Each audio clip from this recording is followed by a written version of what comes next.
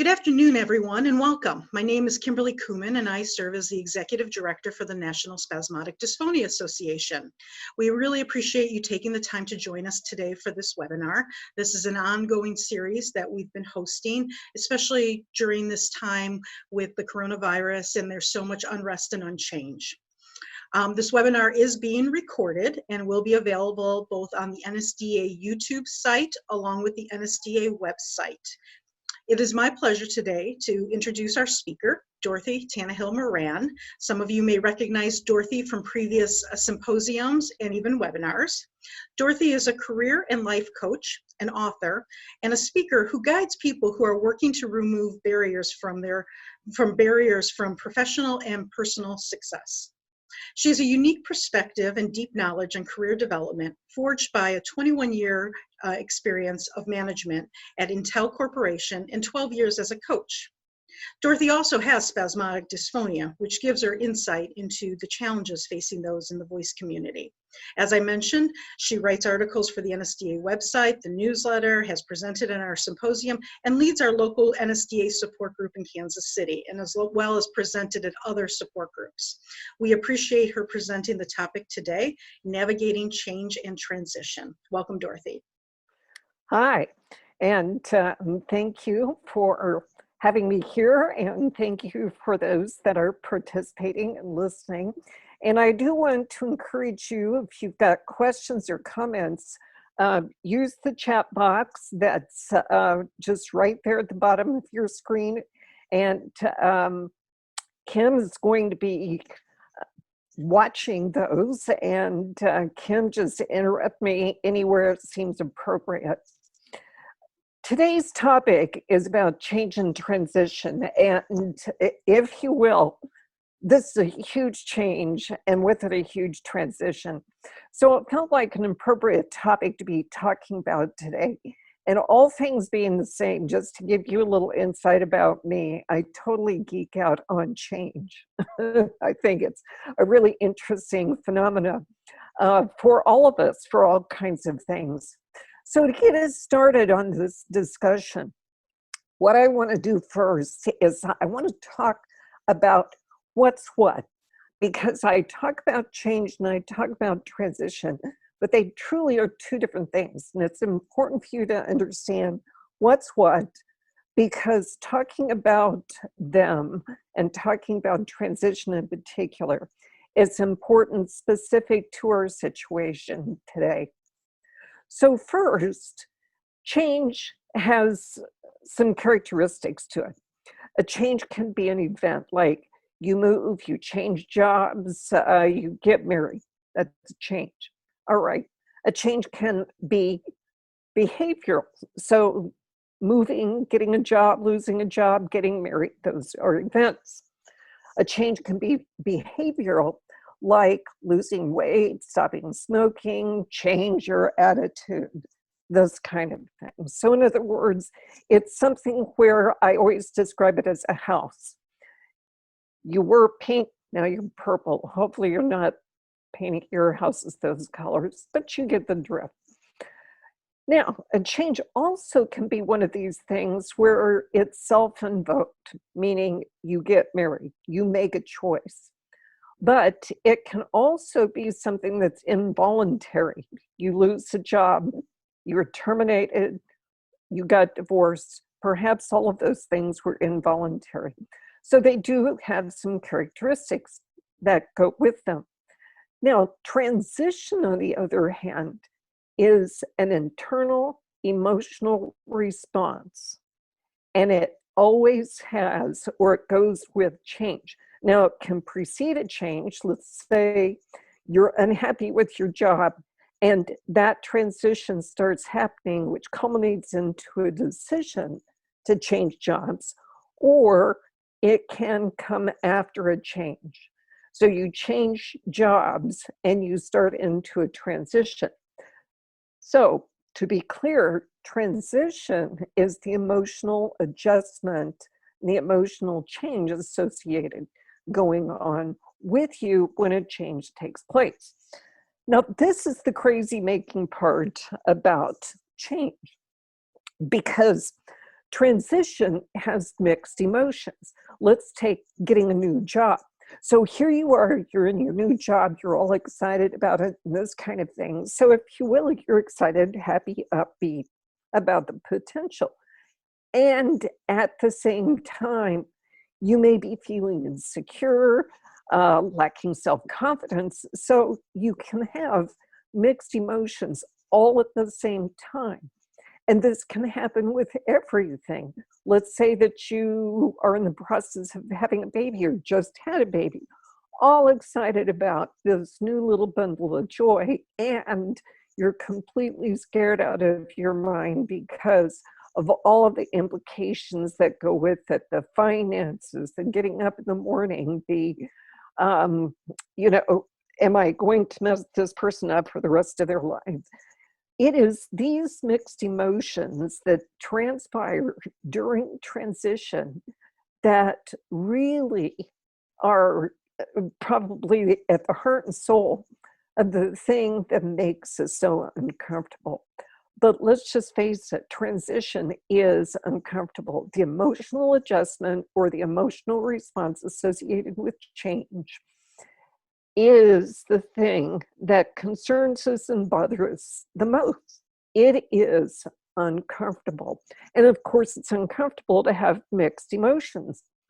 Now, one of the other things for us to also understand about transition is that it has phases that goes with it. And I'm going to drill down on these phases in a couple of minutes. Kim is going to bring up a chart. So stay tuned on that. But these phases are very distinctive. And the phases have three parts to them. Something has to end. So if you will, the first phase of transition is an ending. Now, we often think when it changed that it's like, well, something new took place, like the quarantine took place. Well, but something had to end in order for that to take place at an emotional level. So ending is really emotionally where we start. We start with something that is ending. The second part is neutral zone, or I personally like to call it confusion. And the third phase is beginning. So even just the names or the labels that's on these phases is enough to totally drive you crazy all by itself. But it's important to understand. I'm going to spend a few more minutes on this in just a second, but I want to talk some more about change and transition. So we've got these three phases. Sometimes transition can be significant enough that it changes our values. The things that we once valued, we no longer value. And it can be brought on by our own internal forces. And a lot of times it's when things have naturally culminated. In other words, like you've achieved certain milestones in your life, like getting a house, getting married, this kind of thing. And maybe that was an important goal and change that went with that. But now your values are starting to shift. So that can cause you to make a change, or you can have a transition after you've made that change. Now, some other things that we should all just know and acknowledge about change and transition is categorically, most people love to avoid change. It's uncomfortable, it's emotional.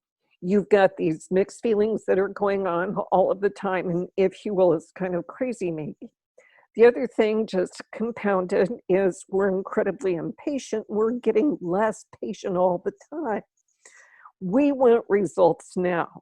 In the day and age of being able to Google almost all kinds of information and being able to quickly connect with people and connect with business and keep things going, we have gotten incredibly impatient. Now that we were abundantly patient before all of this, but we're getting less so.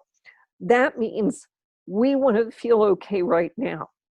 We want this change to be over. We want this transition to be over. And so we are impatient. The other thing is we start during this transition that we're in, again, emotional response, we get unrealistically positive about the past. I suspect at this point in time that for a number of people that this quarantine is not that big of a shift. For other people it is, especially young families where now they're trying to work from home and school their kids all at the same time. So things like this, but whether or not that was our situation or this is not that much of a change, we're starting to look at the past, sometimes unrealistically positive. If you change jobs, as an example, and you're in the midst of your new job going through a transition, you might suddenly start thinking unrealistically positive about that job you just escaped from. So again, another thing that takes place when we are having this transition. Also, it's very disorienting, and as a result, we don't know what to expect. And of course, we get fearful of this discomfort that we're in, and it causes us to drag up issues, to take things too seriously. Now, in the American culture as well, we love change. It's part of innovation, but at the same time, we do nothing to help people manage change and manage the transition that goes with it. And we are an incredibly change-oriented culture and economy, but we don't pass down words of wisdom. So culturally, we like to make change, but we do nothing to honor change or to pass on wisdom associated with it. And so as we're experiencing this whole newness, if you will, in transition into quarantine, let me tell you, we are in for another phase, and that is once we start emerging from the quarantine, we're going to go through another set of transition, which is an emotional reaction to that change, where we're going to be uncomfortable. It's like, well, should I go to that restaurant or not? Should I, should I go into this store? How many people are there? So there's going to be some emotional reaction that we're all going to have. And so that's the reason why I'm here to pass on some wisdom about transition. And of course, we don't talk about these things too much. Now, let's pay attention to this model in front of us. This was a model created by a man by the name of William Bridges. And he came up with these descriptions and these phases. Now, I think one of the things we oftentimes think about phases is, okay, well, here's phase one, you do all the things to phase one till you get to phase two, then you do all these things. In this case, even though this is the progression of the phases, these phases can take place all at the same time. And they can overlap, but there does seem to be I'll just say a movement through these in this order.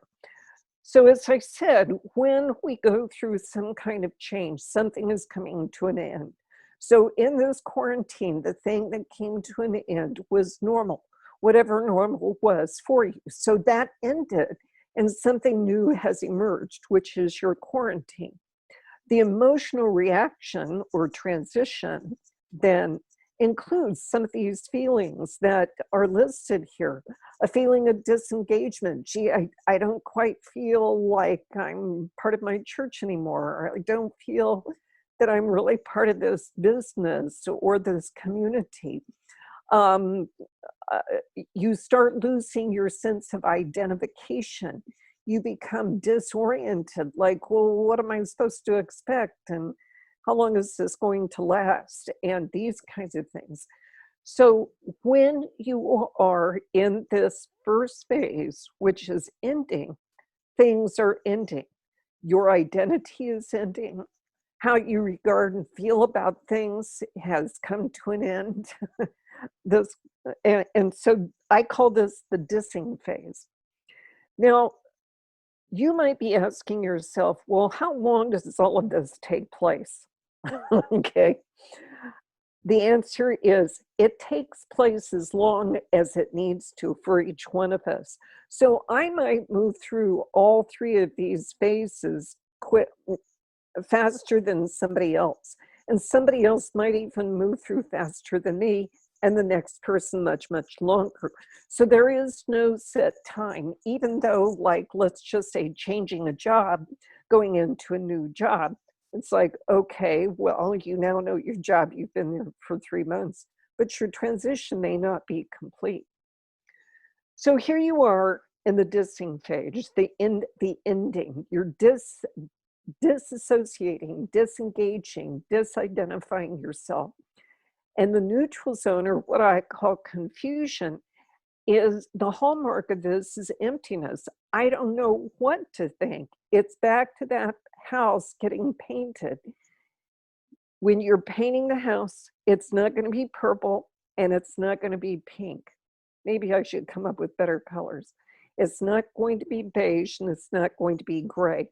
Little by little, it becomes the new color, but it's not an overnight thing. And so during that period of time, it's not either one of these two things.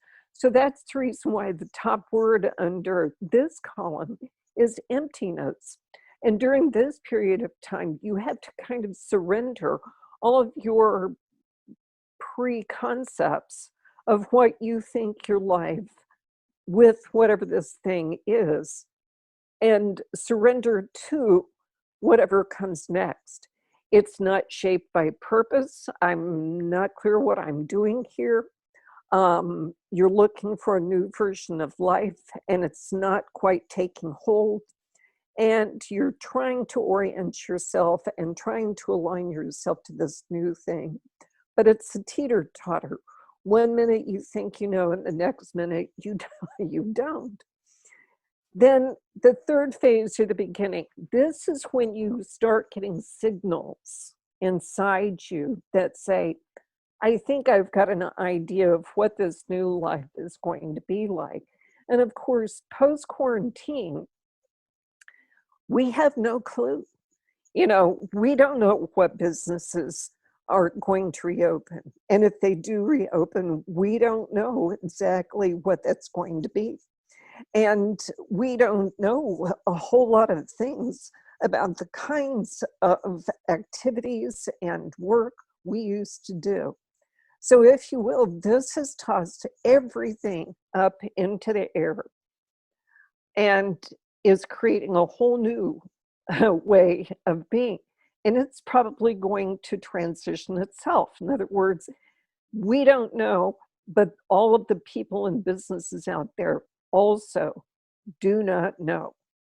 And so we have to be patient with ourselves, we have to be patient with each other, and we have to be patient with this process. But little by little, you start getting a sense of what this new life is going to be like. And then something happens and it snaps you all the way into the first phase, that it's like, wait a second, just when I thought I knew what was going on, I really didn't. This can happen like with a new job, that it's like, okay, I thought I knew what I was doing, and now I realize I don't know as much as I thought I did, and this can be very disorienting. So you see kind of how this works. Now, here's the big question. Why am I telling you all of this? I'm telling you this just like when you have a medical procedure, your doctor says, okay, once the surgery is done, here's how you're going to feel. Here's what you've got to do to take care of yourself. Here's what I'm going to do to check on you. Now, what does that do for you? It creates a sense of confidence. It doesn't make the boo-boo better. You're still going to be sore. You're still going to have time to heal and perhaps even just not be at the top of your game. But the good news is that you know what to expect out of yourself. And that's what I'm talking to you about today. I'm helping you by putting this in front of you to understand what to expect from yourself and what to expect out of other people, because this is a very emotional period of time. You've got some endings, some confusion, and some beginnings to go through, and you're going to cycle through them a few times because we're kind of tiptoeing into a new era of existence. And none of us know exactly what that's going to be. So, what does that mean for you? One, you're not going to be clear, it's going to be disorienting, and it's going to be uncomfortable. But Dr. Dorothy is telling you you're normal. Okay, that's just how things work. Now, Kim, let's go to the next page because I've got some tips. I've got a tool here to help you manage through this change and any change that comes your way, be it the quarantine and getting out of quarantine and reemerging into our society, or whether or not it's your next new job or changing neighborhoods. The first is what we're doing right here, is to be aware of your reactions and these phases. You're not going to feel comfortable, and that's okay. You will get through it and you will start feeling comfortable. So that's what I'm talking about, the likely reactions and the phases that I just described. The second thing that you can do to help yourself is to plan, to break things down into small steps, especially as you're starting to reemerge from this quarantine. Take things in small, planful steps, because when you're doing that, that puts your brain into a logic mode and helps you, I'll just say, guard against a lot of emotional reaction, which of course is going to make you uncomfortable. Another thing that you can do is to examine your past. In other words, what other changes have you made in your life and the subsequent transitions that went with them? What worked well? What didn't work well?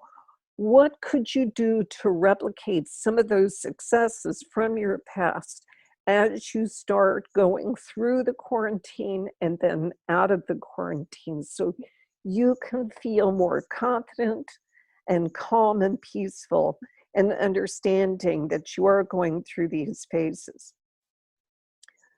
The fourth thing is to build a safe, open environment of support. And by this, I'm saying the support of other people. You need to process your feelings, and that's okay for you to do so and express them and to share your experience. But understand, and this is where the next point is, not everybody is appropriate for you to process through some of your concerns through your transition. So find good people that you can vent to, talk to, express yourself to, that is going to withhold any kind of judgment about you or to have any particular agenda about the kinds of things that you're doing. So yes, it's always great to have a support person there to listen, just simply to allow you to express your emotions and to try to process through a certain amount of logic to help you through this.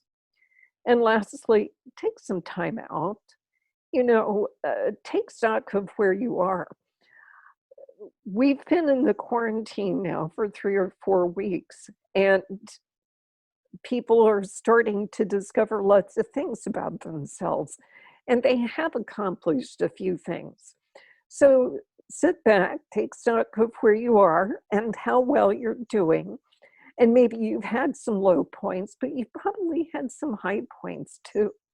So notice what you've accomplished. And as you move forward in the quarantine and then beyond the quarantine, is again, take those pauses and notice what you're accomplishing. Because this is not, this is not easy. Feeling uncomfortable just is, it's a boo-boo. It's like a medical procedure. Brian has asked, what's the effect of change and transition on the voice? Well, understand specifically, change and transition is not necessarily going to have an impact on the voice, but it can create stress in your body if you're not managing it very well. And so if you're the kind of person that does allow yourself um, a great deal of emotional response, it's going to create stress in your body. So you need to do things to de-stress yourself. You need to get in the hot tub. You need to meditate. You need to do some yoga, get out, do exercise, anything that's going to de-stress you. So I would say if it's going to affect you, it's because you're going to feel a sense of stress, perhaps, that's brought about by your own emotional reaction. So thank you for asking that question. Lastly, let me just say these things right here. Change is a constant. It started the day you were born and it will continue till the day you die. So get the right attitude about it. It's going to happen with you or without you. And you need to understand that through change comes opportunity. Like I said, the US is a country that loves its innovation, which means there's going to be a lot of change. And we're facing a lot of change. But develop some great coping skills, some self-soothing, not destructive ones like drugs, alcohol, binging out on stuff, things that are going to be healthy for you and productive. Communication is another great coping skill. Having a positive attitude, surrounding yourself with healthy relationships. And, if you've got some unhealthy ones, maybe now is the time to divest yourself of those.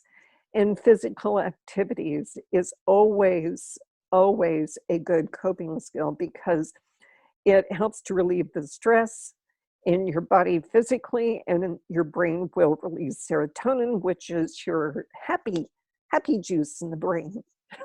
So there you go. Change and transition. This is natural, guys. And yes, you're going to feel uncomfortable, but just know that you're normal.